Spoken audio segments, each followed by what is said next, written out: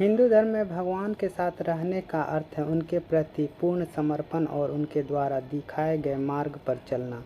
भगवान श्री कृष्ण जो स्वयं परमात्मा है ने श्रीमद् भगवत गीता और अन्य ग्रंथों में कहा है के माध्यम से मानव जीवन को सार्थक बनाने के लिए कई शिक्षाएं दी हैं। इन शिक्षाओं से 4 ऐसे कार्य हैं जिन्हें अपनाकर मनुष्य न केवल भगवान को प्रसन्न करता है बल्कि उनके साथ हर पल हर क्षण रहता है। ये 4 कार्य हैं दान, तपस्या, मन को वश में रखना, सत्य बोलना। ये कार्य सरल लग सकता है लेकिन इनका पालन करने वाला मनुष्य अपने जीवन को पवित्र बनाता है और स्वर्गीय सुख प्राप्त करता है। इन 4 कार्यों का महत्व केवल धार्मिक दृष्टिकोण से ही नहीं बल्कि मानवीय और सामाजिक दृष्टिकोण से भी अत्यंत गहरा है। श्री कृष्ण ने इन 4 कार्यों को इसलिए महत्वपूर्ण बताया है क्योंकि ये मनुष्य को उसके अहंकार, लालच और पापों से मुक्त करते हैं। इस लेख में हम इन 4 कार्यों का विस्तृत वर्णन करेंगे। यह समझेंगे कि मनुष्य को भगवान के निकट कैसे लाते हैं। हिंदू धर्म में दान को सबसे पुण्यकारी कार्यों में से एक माना गया है। श्रीमद् भगवत पुराण में कहा गया है कि जो मनुष्य अपने सामर्थ्य के अनुसार ज़रूरतमंदों की सहायता करता है उसे पुण्य की प्राप्ति होती है और उसके पाप कर्म नष्ट हो जाते हैं। दान का अर्थ केवल दान देना नहीं है, यह समय, ज्ञान, भोजन, वस्त्र या किसी भी प्रकार की सहायता हो सकता है। श्री कृष्ण ने गीता में कहा है, जो दान बिना किसी अपेक्षा के सच्चे हृदय से और उचित समय पर दिया जाता है वही सात्विक दान है। दान का महत्व कई पौराणिक कथाओं में भी देखने को मिलता है। एक कथा के अनुसार एक निर्धन ब्राह्मण ने अपनी अंतिम रोटी को एक भूखे कुत्ते को दे दी। उसकी इस निस्वार्थ भावना से प्रसन्न होकर भगवान विष्णु ने उन्हें स्वर्ग में स्थान दिया। दान करते समय मनुष्य को यह नहीं सोचना चाहिए कि उसे कितना दिया या उसे बदले में क्या मिलेगा।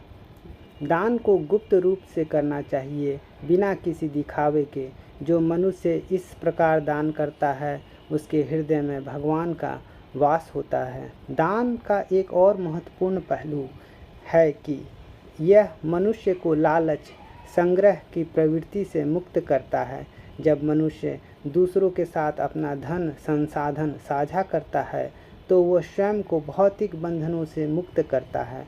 श्री कृष्ण कहते हैं कि जो मनुष्य दान के माध्यम से दूसरे के दुख को कम करता है वह मेरे हृदय के सबसे निकट होता है। इसलिए प्रत्येक व्यक्ति को अपने जीवन में दान को अपनाना चाहिए, चाहे वो छोटा हो या बड़ा। तपस्या का अर्थ है शरीर, मन और आत्मा को भगवान की भक्ति में समर्पित करना। श्री कृष्ण ने गीता में तपस्या को 3 प्रकार का बताया है, शारीरिक, वाचिक और मानसिक। शारीरिक तपस्या में उपवास, तीर्थ यात्रा और सेवा शामिल हैं। वाचिक तपस्या में सत्य बोलना, भगवान के नाम का जाप करना और शास्त्रों का पाठ करना आता है। मानसिक तपस्या में मन को शांत रखना, भगवान का चिंतन और इंद्रियों पर नियंत्रण रखना शामिल है। आधुनिक जीवन की दौड़ भाग में लोग अक्सर भगवान का स्मरण करना भूल जाते हैं, लेकिन श्री कृष्ण कहते हैं कि जो व्यक्ति प्रतिदिन कुछ समय भगवान के ध्यान में बिताता है उनकी सभी परेशानियां धीरे धीरे समाप्त हो जाती हैं। तपस्या का एक उदाहरण हमें राजा दशरथ के पुत्र राम से मिलता है। भगवान राम ने वनवास के दौरान कठोर तपस्या की और अपने कर्तव्यों का पालन किया। उनकी तपस्या ने उन्हें न केवल भगवान विष्णु के अवतार के रूप में स्थापित किया बल्कि उनके भक्तों के लिए एक आदर्श भी प्रस्तुत किया। तपस्या का महत्व यह है कि यह मनुष्य को उसके भीतर की शक्ति से जोड़ता है।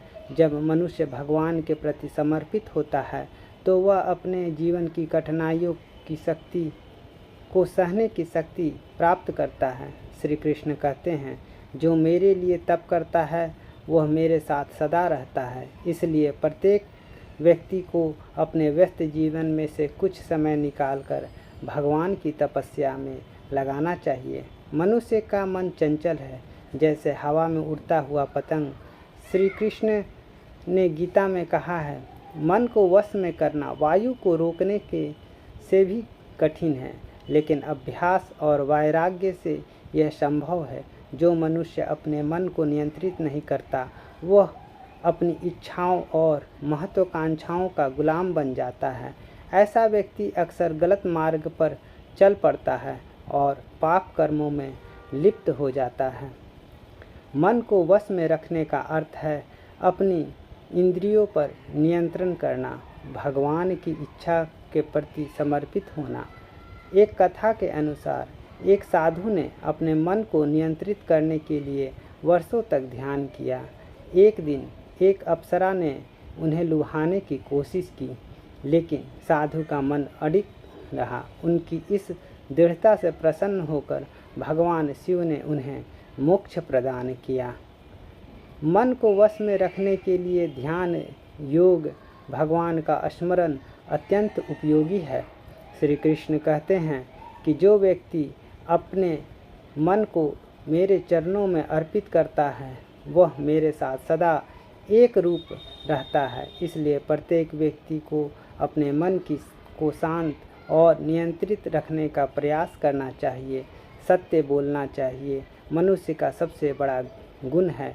श्री कृष्ण ने कहा है, सत्यम ब्रूयात प्रियम बयात, अर्थात सत्य बोलो लेकिन प्रिय बोलो। सत्य बोलने वाला व्यक्ति न केवल अपने जीवन में सफलता प्राप्त करता है, बल्कि भगवान का प्रिय भी बनता है। झूठ बोलने वाला व्यक्ति पाप का भागी होता है और उसे जीवन में कई कष्टों का सामना करना पड़ता है। सत्य का महत्व हमें राजा हरिश्चंद्र के कथा में से मिलता है। राजा हरिश्चंद्र ने अपने सत्य के व्रत को कभी नहीं तोड़ा, चाहे कितनी भी कठिनाइयाँ क्यों न झेलनी पड़ी।